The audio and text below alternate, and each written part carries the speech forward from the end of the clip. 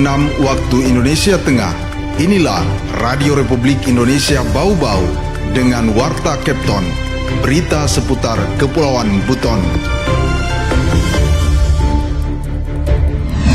Lagi kita tidak lanjutin, kita dalamin, kita terima limpahan dari Polres. Ya, kami lagi dalamin pendalaman penyidikannya.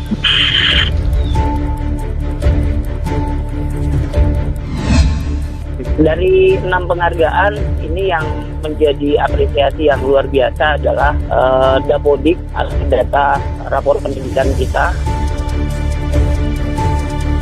Selamat pagi dari kawasan Limbawolio, kami sampaikan pokok-pokok berita. Kematian WK, seorang wanita muda di bawah jembatan Kogauna Bau-Bau, masih misterius. Denpom periksa 2 oknum TNI terkait insiden tragis tersebut. Kota Bau-Bau berhasil memboyong sejumlah penghargaan pendidikan terbaik seprovinsi Sulawesi Tenggara.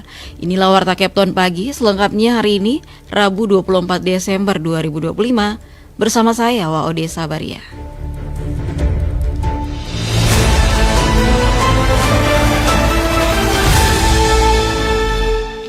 Saudara, kita awali berita yang pertama. Kematian WK, seorang wanita muda di bawah jembatan Kogauna Bau-Bau, masih misterius.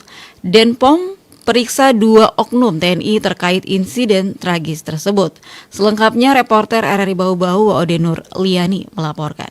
Kematian WK, 23 tahun, seorang wanita muda yang ditemukan tak bernyawa di bawah jembatan permandian Kogawa, Jalan Lingkar Bungi, Sorawolio, Kecamatan Kokalukuna, Kota Bau-Bau pada Minggu siang, hari ini masih menyisakan teka-teki. Motif pelaku yang tega menghabisi nyawa korban secara keji belum terungkap. Informasi terbaru menyebutkan Subdenpom Bau-Bau telah melakukan pemeriksaan terhadap 2 oknum anggota TNI yang saat ini masih berstatus sebagai saksi terkait kematian tragis WK. Komandan Denpom Kendari Letkol Haryadi Budaya Pela membenarkan adanya pemeriksaan tersebut. Kedua oknum TNI yang diperiksa masing-masing berinisial Y 19 tahun berpangkat Prada dan Z 19 tahun juga berpangkat Prada. Ia menjelaskan sejauh ini pihaknya baru memeriksa 2 orang saksi. Salah satu saksi berinisial Y diketahui memiliki hubungan asmara atau berpacaran dengan korban WK. Lagi kita tidak lanjutin, kita dalamin, kita terima limpahan dari Polres. Ya, kami lagi dalamin pendalaman penyidikannya. Untuk saksi baru 2 kami ambil keterangan, nanti ada tambahan lagi. Ya, itu oknum anggota saksinya udah kita periksa 2. Subdenpom Bau-Bau, Subdenpom. Dalam penanganan kasus ini, Letkol Haryadi Budaya Pela juga datang langsung ke Kota Bau-Bau bersama anggotanya untuk melakukan olah tempat kejadian perkara. Sementara itu, jenazah WK telah menjalani proses visum di Rumah Sakit Pelagi Mata Bau-Bau sebelum dimakamkan pada Selasa 23 Desember siang di tempat pemakaman umum Kelurahan Waruma, Kecamatan Lakologo. Isak tangis keluarga pun pecah saat mengiringi jenazah korban dari rumah sakit menuju rumah duka hingga prosesi pemakaman selesai. Salah satu kakak korban inisial WS meminta pihak berwajib agar kasus kematian adiknya dapat diungkap secara transparan dan para pelaku dihukum seadil-adilnya. Insar. Ya, saya dengar di berita, saya dari keluarga mau ditindaklanjuti kasus ini supaya terungkap. Ya, apapun pekerjaannya harus ditindak. Ia juga mengungkapkan pada November lalu, korban sempat membawa kekasihnya yang merupakan oknum anggota TNI ke acara keluarga dan memperkenalkannya kepada kerabat. Namun pihak keluarga mengaku tidak mengetahui bahwa kematian WK diduga berkaitan dengan hubungan asmara tersebut. Ode Nurliani, reporter Bau-Bau, melaporkan. Kita ke berita berikutnya. Kota Bau-Bau berhasil memboyong sejumlah penghargaan pendidikan terbaik seprovinsi Sulawesi Tenggara. Kota Bau-Bau dinilai unggul melalui capaian terbaik pada 6 kategori strategis, diantaranya kualitas data pokok pendidikan atau Dapodik dan strategi advokasi program makan bergizi gratis di satuan pendidikan. Selengkapnya reporter RRI Bau-Bau Hairul Mulku melaporkan. Dari 6 penghargaan, ini yang menjadi apresiasi yang luar biasa adalah Dapodik atau data rapor pendidikan kita. Pemerintah Kota Bau-Bau kembali menorehkan prestasi membanggakan di bidang pendidikan dan kebudayaan. Balai Penjaminan Mutu Pendidikan BPMP Sulawesi Tenggara menganugerahkan Kota Bau-Bau sebagai pemerintah daerah pelaksana urusan pendidikan dengan kualitas terbaik se-Sultra. Penghargaan tersebut diserahkan pada Senin malam di salah satu hotel di Kota Kendari dan diterima oleh Sekretaris Dikbud Kota Bau-Bau Bariun mewakili pemerintah Kota Bau-Bau. Bau-Bau dinilai unggul melalui capaian terbaik pada 6 kategori strategis, yakni strategi advokasi program makan bergizi gratis MBG di satuan pendidikan, capaian indeks standar pelayanan minimal SPM pendidikan, kualitas data pokok pendidikan atau Dapodik, komitmen Bunda PAUD dalam kebijakan 1 tahun prasekolah, tindak lanjut kebijakan wajib belajar 13 tahun melalui regulasi daerah, serta komunikasi dan penanganan isu sistem penerimaan murid baru atau SPMB. Kepala Dikbud Bau-Bau Eko Prasetya dalam keterangannya kepada RRI menyampaikan bahwa capaian ini menjadi kabar gembira sekaligus bentuk apresiasi terhadap seluruh pemangku kepentingan pendidikan di Kota Bau-Bau. Apresiasi ini bisa kita tunaikan bersama. Ini juga adalah dukungan dari program-program prioritas Bapak Wali Kota kita, Bapak Haji Yusran bersama Ibu Wakil Bu Hamsina Bolu yang luar biasa dalam visi misinya memberikan penguatan terhadap pendidikan. Menurut Eko Prasetya, penghargaan tersebut juga menjadi penyemangat dan pengakuan atas dedikasi para guru yang secara konsisten dan istiqomah menjalankan tugas mencerdaskan generasi muda. Dari 6 kategori yang diraih, Eko menilai capaian pada kualitas data pokok pendidikan atau Dapodik menjadi salah satu yang paling berkesan. Dapodik dan data rapor pendidikan Kota Bau-Bau berada pada kategori terbaik 1. Ini menunjukkan bahwa seluruh data pendidikan tahun 2025 dapat dipenuhi dengan baik berkat dukungan dan komitmen sekolah-sekolah. Dari 6 penghargaan ini yang menjadi apresiasi yang luar biasa adalah Dapodik atau data rapor pendidikan kita adalah kategori terbaik 1 yang memang upaya untuk bagaimana memenuhi seluruh data-data Dapodik ini di tahun 2025 bisa penuhi dengan bagus dengan seluruh dukungan sekolah-sekolah yang ada. Eko menambahkan, penghargaan ini merupakan yang pertama kali diselenggarakan oleh Kementerian Pendidikan Dasar dan Menengah melalui BPMP Sultra. Karena itu, capaian tersebut menjadi bukti bahwa kolaborasi dan keseriusan pemerintah daerah dalam pengelolaan pendidikan mendapat pengakuan di tingkat provinsi, sekaligus menjadi pemacu untuk memperkuat pembenahan di sejumlah aspek layanan pendidikan di tahun-tahun ke depannya. Dari Kota Bau-Bau, Hairul Mulku melaporkan.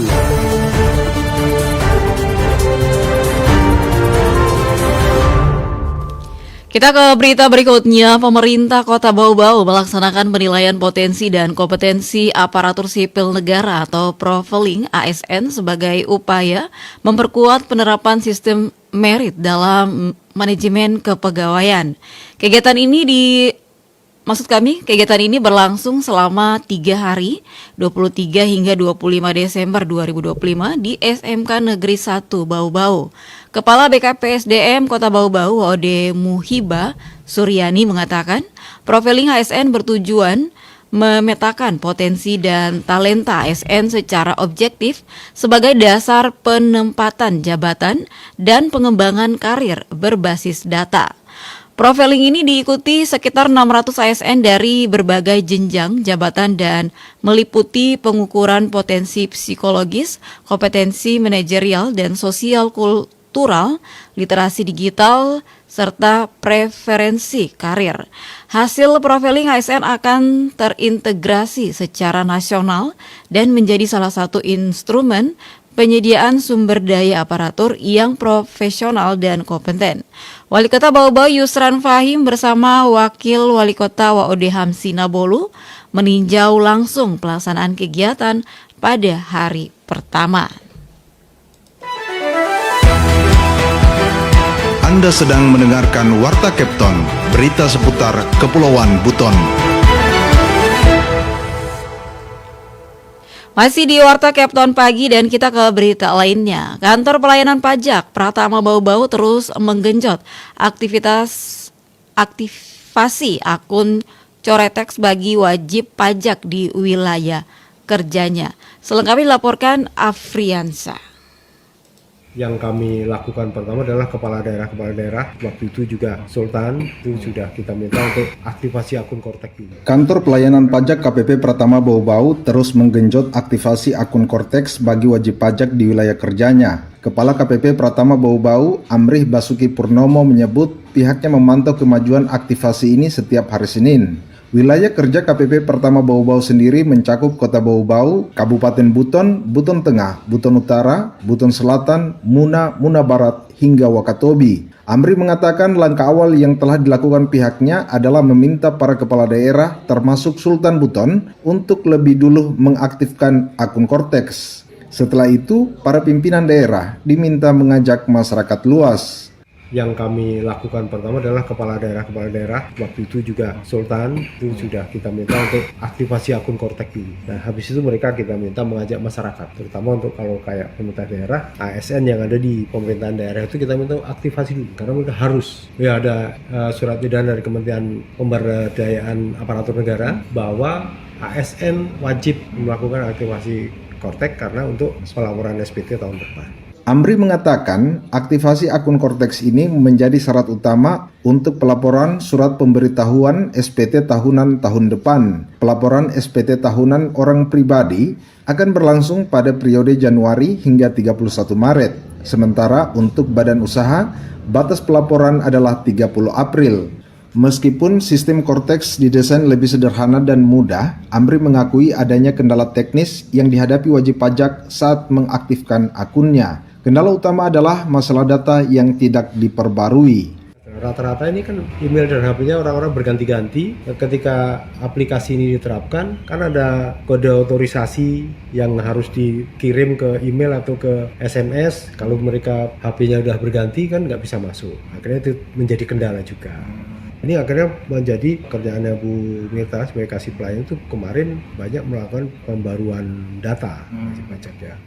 Amri mengatakan untuk menggenjot aktivasi akun Kortex, pihaknya berencana memasang monitor di tempat-tempat strategis seperti bandara untuk menampilkan langkah-langkah aktivasi akun Kortex. Tujuannya agar masyarakat mudah mendapatkan informasi minimal saat menunggu pesawat. KPP pertama Bau-Bau juga menyampaikan terima kasih kepada wajib pajak yang proaktif datang ke kantor pajak jika mengalami kesulitan aktivasi secara mandiri. Akun Kortex yang sudah aktif akan menjadi kunci bagi wajib pajak untuk bisa melapor SPT tahun depan. Reporter RRI Bau-Bau, Afriansa, terus mengudara untuk Indonesia.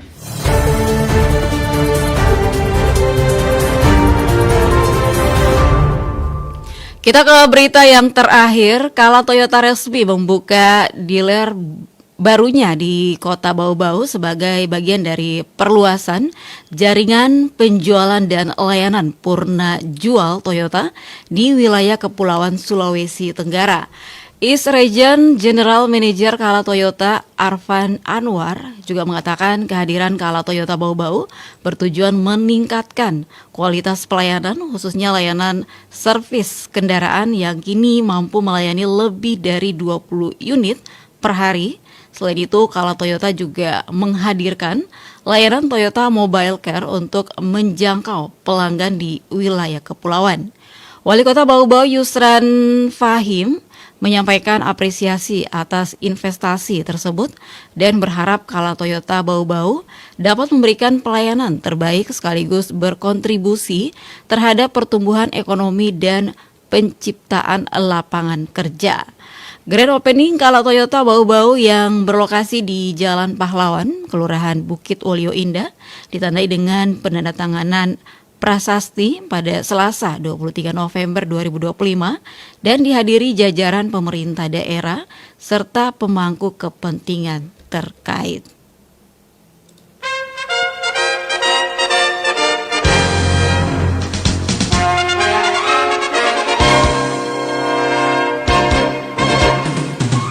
Saudara, sebelum kami akhiri kami sampaikan pokok-pokok berita. Kematian WK, seorang wanita muda di bawah jembatan Kogauna Bau-Bau masih misterius. Kota Bau-Bau berhasil memboyong sejumlah penghargaan pendidikan terbaik seprovinsi Sulawesi Tenggara.